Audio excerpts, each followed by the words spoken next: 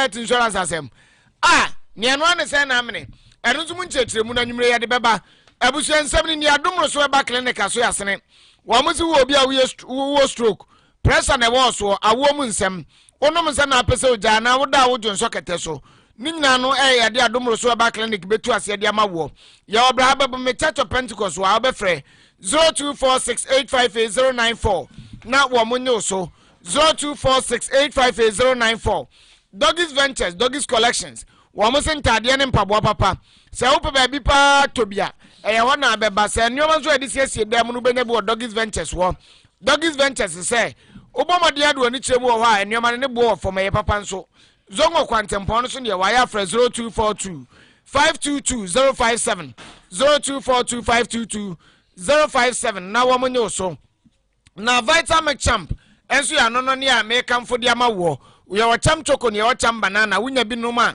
ebabo a obani kosku aya pebi ma no na eni na kagiramu shop bi e ben wo no kwa onsa beka bi sazo no Obuasi gringo bitters no Obuasi bitters fo na akofa ba unya aduane bi na akodi na tibia eboa ma atimi didi ye pa ene e be ma nso bebo adwuma ompem ba bi e ton se bia kwa aya also pe gringo bitters Dawood eba clinic enso se enam yade sasabro koko ene syphilis ya bomodian na ko Dawood eba clinic hypertension ni stroke no so yesa ejo so krapa abronsan na metro fm wom na hwa ne wo aya fra 0244886427 na sije ba sentence so yasene wo mo se awo mu nsem diabetes sasabro koko eni dane stroke na unum sa ye obi afane bra na ye adwuma fiti dwada de kosi memene da no pa na nwotwe kosi anwumre no onum tutuka abwaji kromo ane wo aya fra 0249613394 wo mu ne nwuma ko wo maso yasene ema ye de kase ne bremo ena nwumre ye ne atrase ye me nana ke ye buani abrewana na pesemaka mene asrifi dishe ofo nana kwame mafo yankon sebni mu mobeka ya na wo twetwe mu ye kase bomu ene ye de babatu mu anim se ayi openikese samo kuje to ablakwa wonu yemra sebedwani won of tonga baton pesua so wo chese won pene na mpene tira ko ba ne sen ana ayen Social Security and National Insurance Trust SNIT wo mo anchiche mabu pedu 60% stake o mo ewo hotels makoma ko nan mu no ye ton dia ma Rock City Hotel ene yemra sebedwani o wa betifi yewra brain na champon no matress adwene ho anu se sa na mo to no a empenifo etuo no nya de se ya na mo to papa edi nkan ene Ghana mra no ena wo mo abuso procurement processes no wo mabuso sanso ena procedure no e wo so mfa so ne ade ni nyina no wo mabuso enti wo Medinka Petition Commission on Human Rights and Administrative Justice ye twa ni taka ni se shraj se wo mo amodin na won hwehwe asem ni mu na yempa ne pomasi bre hu nukra bia wo san sensem ni mu se de be ya eniema betimi adeda na kwan emu abusua asem ye timi akoso ama ene amania baba beto dwakra no a ekire se empanifo ba betu anamon no mo ba be ye demonstration kase pa de atia sa ade no demonstration no wo mo de akwa se June bosome ne de to so eye edu enwotwe eno mo ba be sa demonstration yie eno na aka ho bi emo penikese yura samo kuje to ablakwa ene wode atudwa wo chese kie ne ke sa demonstration no koso ne de wo kan wo kan play enye play fa wono what badly this demonstration pa no mo de tia mpanifo no koba ne sen ene mpanifo timi to na mo wati se ye aha wo wo penikese wo emra sebedwani no obi emra sebedwani na ye timi to na mo wati se pa dia na chese ankoyie ade no no emra sebedwani no wo na aban mu na aban no so ene ye ton sa ade edi ama no no na chese we conflict of interest ni nyina piepie mu ento ampene na mpene kira ento mo de ato Ghana Police Service fo anim so omomo awon na mata no wo mutimi eni akire na no kure bie wo mu no entimi ntwabonten na wo mchese ade we pa ade eye ambiguous emu nda wo kra eno na aka ho ene wo penikesie wodi nsem we atu yanim. I have served the Ghana Police Service with a notice of demonstration because latest documents have intercepted reveal that they are going ahead with this sale and purchase and that the petition at Shraj has not stopped the parties. Clearly they are taking advantage of the lacuna in the Shraj law, which does not give them injunction powers. So Shraj cannot injunct, doesn't have that power. And I think that moving forward is one of the amendments that we need to bring to the Shraj law. So I want us to scale up the agitation, ratchet up the pressure and get all of these public officials who are clearly not acting in our interests. They should listen to the outrage, the public anger, and stop what they are doing. But they are refusing to. So in compliance with the Public Order Act, Act 491, I have notified the police that on the 18th of June 2024 at 9 a.m. we shall be leading a public manifestation, a demonstration against this sale. We intend to begin, I've given them the route. We intend to start in front of the Labadi Beach Hotel, proceed through La Palm Royal Beach Hotel, through the ministries, and then end at the Jubilee House, where we intend to present a petition to His Excellency Nana Addo Dankwa Akufo-Addo. Because these are all his appointees, all of those who are acting, the people selling as net, his cabinet minister who is keen on buying, they are all his appointees. And he told us that if people want to come into his government to do business and to make money, they should know that his government is not the place for them. They should go to the private sector, stay there, and make money. They shouldn't come to the public sector and use public office for personal gain to do business. So I'm the way is about open the case here as some okuje to Blakwa what they are to jam.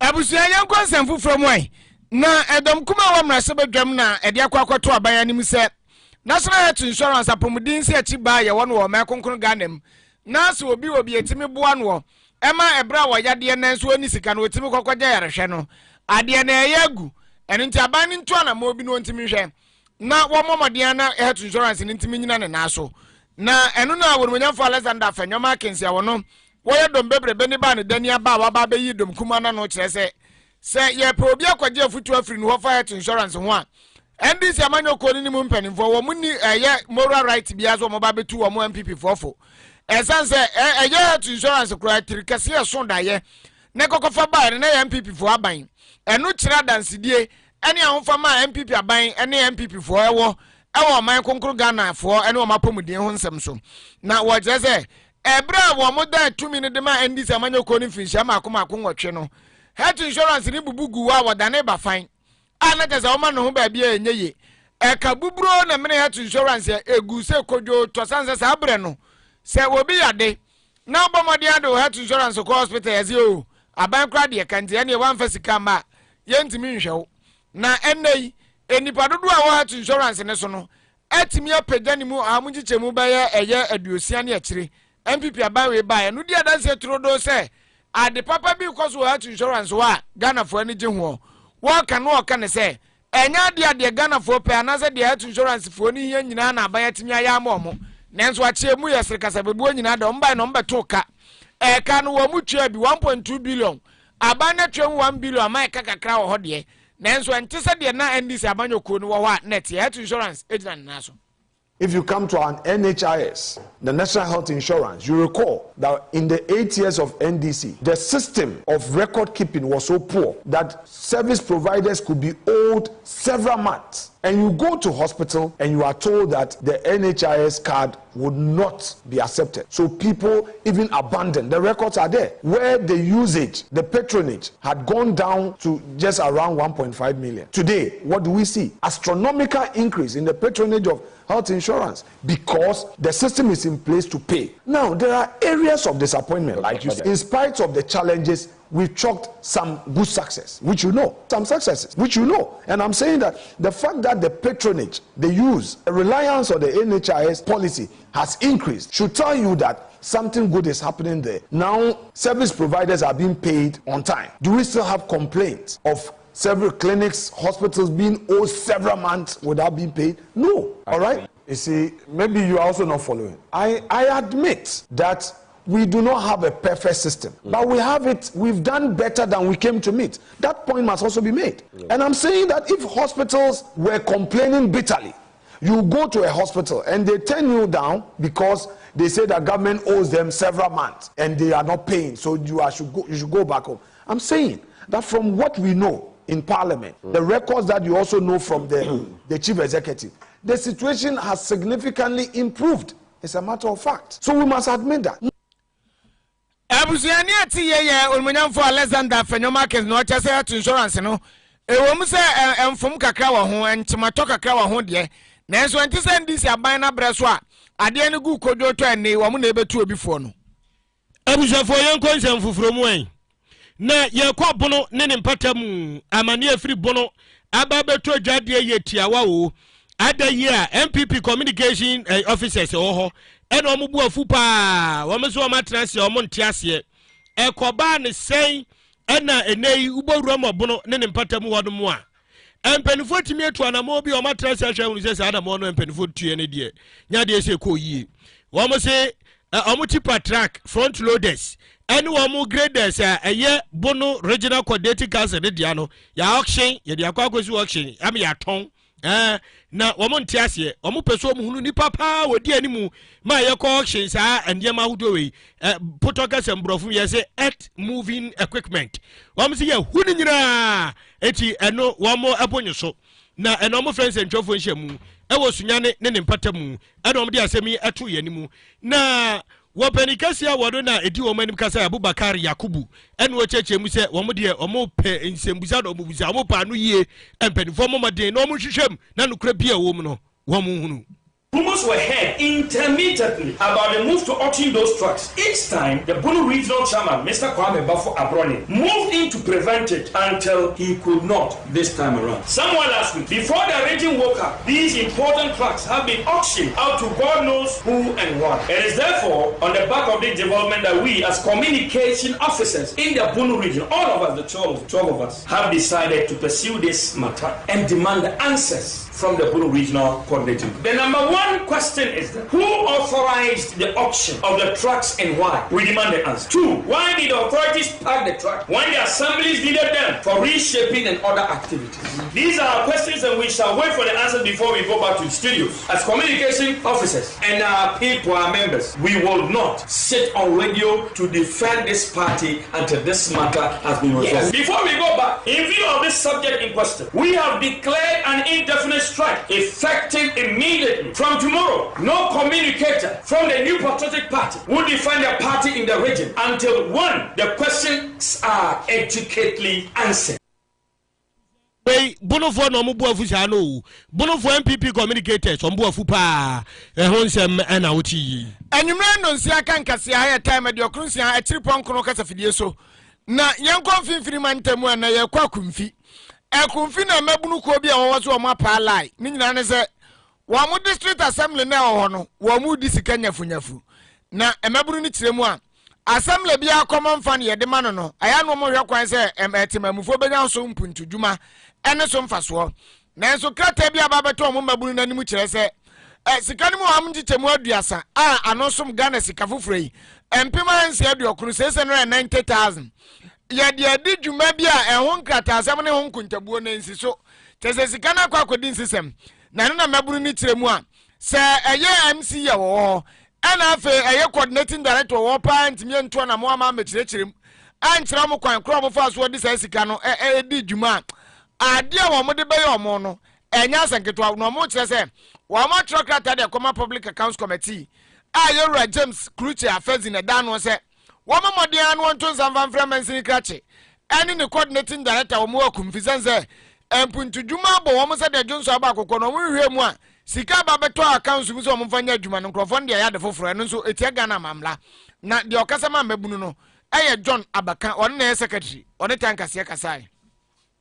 If it comes to a Ekumfi, you would find that we are having challenges in our roads. Most of our roads are very bad. Some of our schools are in a very bad nature. The districts are not concerned about these issues. They are only concerned about their activities at the district assembly, which to some of us, we don't even see the needful. Because there are issues that we are facing that we need them to tackle. In fact, we are not happy about this at all. And we are employing the government to, as a matter of urgency, set up an independent committee or independent body to probe into this issue. Because we believe that there are other people that we have not even heard their name. The government should set up an independent body to investigate into these issues and brought up all those people out. And again, they should ensure that the district refund the money that they have spent on their administrative expenses. Finally, we are expressing that any amount that is left in the common fund account is being used for the development of Ekumfi, so that the people of Ekumfi will also see the development that other districts are feeling.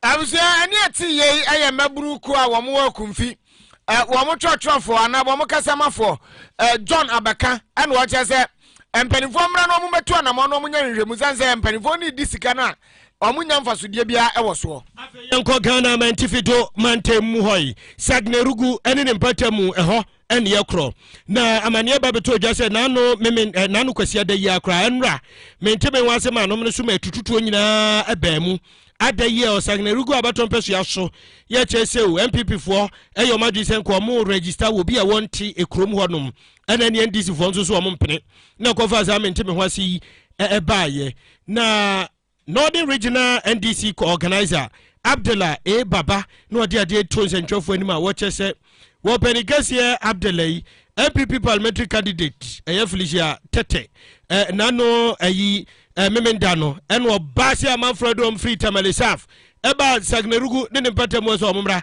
na omuma register na so NDC omo vigilante supporters ne yeso omo pene na prechina na kofa assignment be hwasi bai. 3 days ago, our political opponents, MPP, brought some people that have not hailed from the Sanargo district. They are not from the Sanargo council. We identified them and then we drove them away. They agree and they send them away. Yesterday in the morning, they repackaged the same people and brought. We again identified them and we insisted that they will not be registered. So they insisted that they must register. So it was because of this misunderstanding, then we drove them away from the place with those they were intending to register. So we're there, they went and mobilized and then said that if those people will not be registered, then the registration should be halted. In that misunderstanding, before we could realize, we heard gunshots from the back. So the registrants had to run for their lives, but we stood our ground to ensure that with the help of the police, everything was normalized and that the registration continued yesterday. Not underage. Their age will be determined once they were not registered. The issue of underage did not come in, but we did not allow them because we identified them of people who are coming from Kamale South constituency. The Felicia Tete, the MPP candidate, got people to go around other constituencies to bus people to Sanargo. And that we say we will not allow. And yet she repeated it with the support of their constituency executives and sub-regional executives of MPP. And we resisted. And we'll continue to resist it because Sanargo MP should not be determined by people who are not members of the constituency. That we will resist. And that they went to Tamale South constituency to bring people to come and register, prospective registrants. We identified them of not being from Sanargo constituency. So we resisted, and they persistent. We resisted. DSC and open Ikasi, Northern Regional DC organizer Abdullah A. Baba, what they to yenim. And you may not see a cancasia, na young consent from wine. Menuka sempre di church on and can never bury yet. Nanso about to commissa, Abona Agnimu Pose, what the name you know as I can, when the Namia Duma were channeling a detchie, and a din church on air coswo. Now watch him, now watch I need can in church on Munugana Fanabe at Sabasabasaya Coswa. Nanya fed ya grown. Nanso now watch a term when the Nanke Muadra Nessa. Says another one barbatro. I'm a one more cow, Buntraniaka crabby. Now, and that's what they are, would reach him was a nugua. And ye basabasa, be a course one to a course on in your fed diagraneno. And I MPP Amano Conititania or Munam for another a large Musa Fuseni. What your baba to just says, Sabasabasa, and ye obi the Subwana Bonwa, a NDC Amano Kuna. As I say, and Quadabia no Maba or Mobile Tromudi, or Mono Mao any Mobusia for or Mobile Guarantee Momo. And then this Amano Kodum Grove, one member of your mobile ticket, yes, and go for no crowd, one Sanarugu for.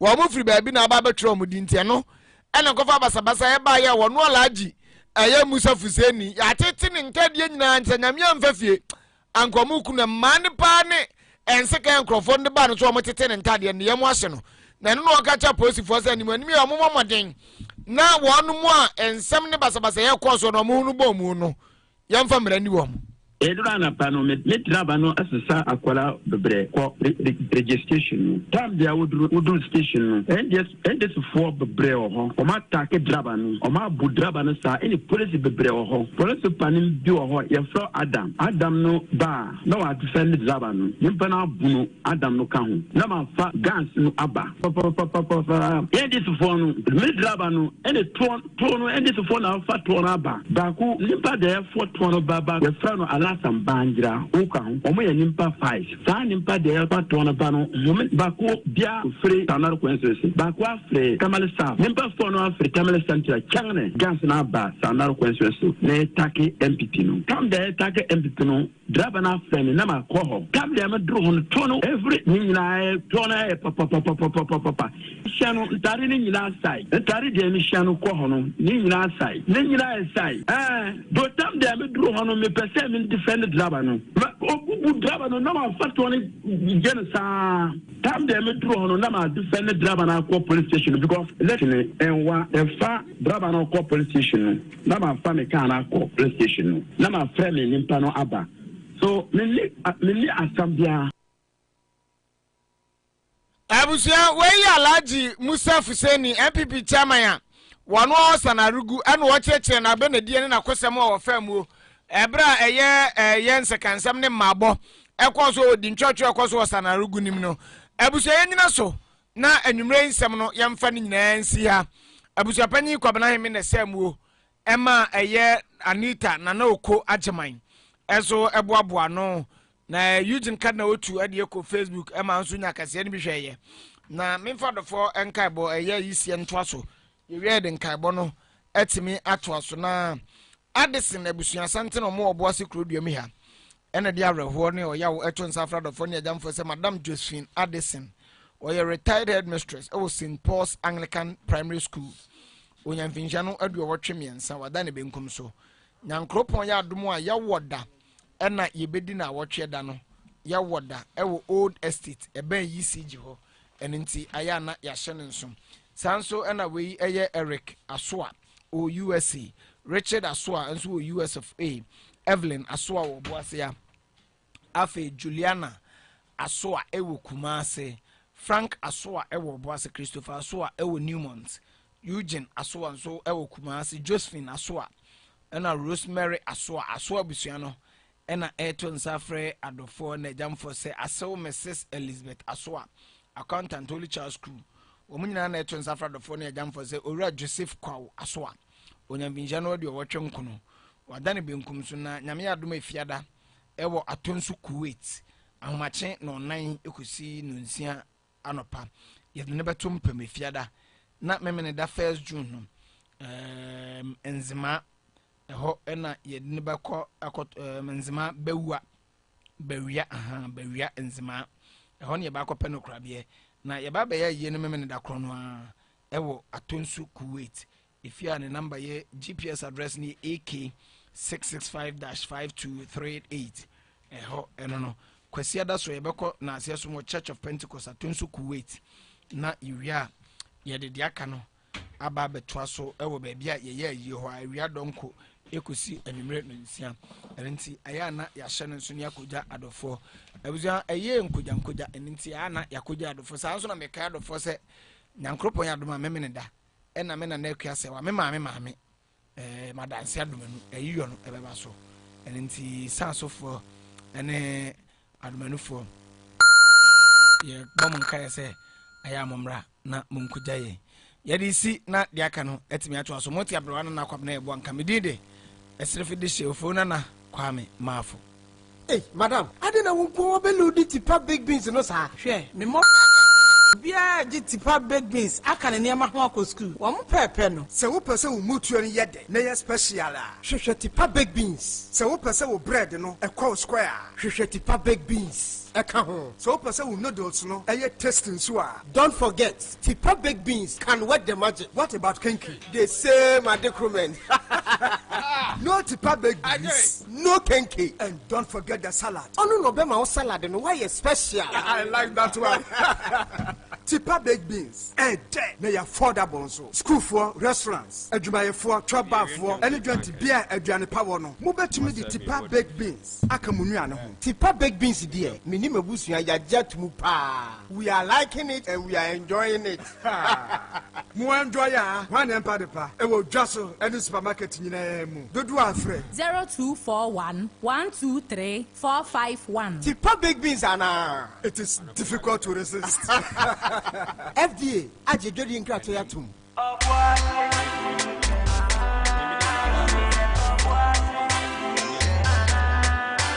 me pensa papa chira me beta sauce me so Obuasi san winye pie ka me go me ne boy si shemo me pe moments very go na me beka say ne bia ye bedimo because we are different you we no plan I idea yes papa na ya no baby ya me Obuasi because Obuasi because Obuasi because Obuasi because Obuasi because Obuasi bites in Lubina Umangasa no menyanse on Tom and Nipa when you fear doing watching and Sasa pin for no FDA achi trade and crack to I feel where the crowd of pie, sunset, yeah, Jibia was so. In the new Infinix Note 40 series, run them crawl. The charging system near super. MTB not charging for. We bet me 70-watt fast charge, any 20-watt wireless mega charge. Nadia Chemukra and the camera quality no. Equita 108 megapixels OIS camera. I am Paso Bebre Wintino. The Google apps to running in Adia Guso. YouTube, Google Map, Google Search, any apps to run now when you hope on in Adia Guso Maudada. Now some day come on says, so what Infinix Note 40 series Ibia. Free Saturn one copy Mabusumi Sia. Yeah, more free 30 gigabyte data bundle every telecell. Of him on when your head, no pura shop here yet on Infinix phone. And I say order online or expert. Infinix Note 40 series is the Black Series. One year to moon, a yanso, ya jiabaso. Ghana for pet tasty tom tomato mix yusu. Uko choba restauranta. If you swa eye tasty tom. Me your farm Jenny me akoyipa. Me use tasty tom tomato mix. Eye koko kama. What the ye Jenny what's a rich tomato flavor no. Na ne tasting so dear. On point. Sa. Me choba ha. Me fa tasty tom kakra bi yam kwan ne fro ya. Na ye bebre. Me handwriting so ensisada. Into customers bar. Dear chef, Tasty Tom gives you value for money. I don't compromise on the quality of my food. Intimate top apano. At once. Use Tasty Tom enriched tomato mix. This advert is FDA approved. Abusian father for Kai Bo and Far and Sorry Son for Mount. I mean, Kai was set travel and tour company be war. To say any Krema or pay will be known in a year, Juma. Ye pay administrative assistant. Enti se ukra the degree na se obetimi aye adwuma se administrative assistant de adwuma ba de ama pa wonim se chena na ye deadline day chena bedu na se won submit application forms de a ene wala ayeka etimi de ama enti so woni je ho a for application forms no fa ebeja ewo time fm front desk na chese bibia anya kama enso ewo Obuasi municipal assembly at the Afiwe town hall meeting no basso. Na Afiwe de de unim se Yankopon ya doma da chan ya na town hall meeting no basso. Na ye anopa nondu na dwumadi no ebetimi abaso ewo Church of Pentecost asafo a ewo bidie so ehonum na yinyina yebehia na chese ye de 2024 town hall meeting no abehia so nti ye sero said chinabara na onso be kire wadwen to adwen fa adwen 2020 yenum sane fa adwen de ha no onso fra be tudwa na se abusua anase mpanimfo etie na so pem na so mo bi a o matimi de aboa lumitras no eye malaria dra me kan fram de ama wan se nsu no ahya ase toto ntontomo se de se te Ghana wi asen se de omba wi akopim se ebegu ne sent ne kopɛ lumitras na efa bo ho ban kopɛ bi na fa hye obagim isan se eye du papa ekutia a 3-day yare bia ko pharmacy shop bia na kwajo de ukwase ope lumitras bia ni afre 0561 088 666 na bibia enye kama enso elho Premier Poultry Ghana Limited yen ene den kokoma papa aba edwaman so sa wo pen kokoma ayen poultry kokoma omo ho te omo ho fe na yare bia ni omo ho de amengoto bi wo ba bia nsu ne toto no wanhwe ya yɛbɛma akokɔ a wodi po ayɛ ne pa wohwɛ adeɛ wopiri ho kɔ Premier Poultry hɔnom na kɔtɔn kokoma papa na etimi yɛ ɔmo na bibia ɛnyɛ kama ɛne wɔyɛ ɔmo na ɔmo timi di bɔsome nan de kɔde ɔmo timi tunkosua na ɔmo di afɛde kɔde ɔmo tunkosua na ahenu de kɔ akyɛsɛ ɛnya asɛmpetoa ɛne companies sorry mo ampɛsɛ mo yɛ obi adɔyɛ abusua mo so mbetimi abɛgye bɛgye ndo so po mu sa na makɔyan na mo de business ahodo nyina businessmen and women mo magye na isan sɛ nkokɔ yan no wo yɛn a business kɛseɛ pa business sɛ bi na Premier Poultry mo yɛ ne